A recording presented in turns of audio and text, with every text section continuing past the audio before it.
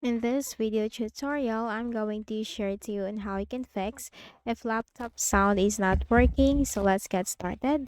So I'm just going to share to you an easy fix for this. So for that, you have to make a right click at the start button. And here you have to select device manager.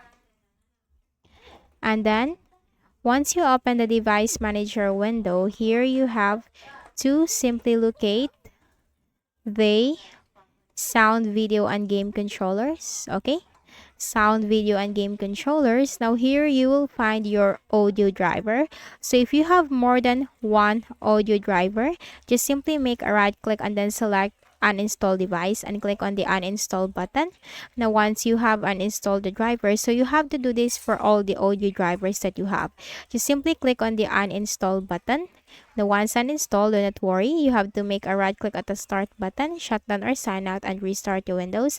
After restarting, that will automatically reinstall the driver that you have uninstalled from your Windows. And then locate again your audio driver, make a right click, select update driver, browse my computer for drivers. Let me pick from a list of available drivers on my computer. And here, if you have more than one available driver, simply choose one by one or choose the latest one and click on next.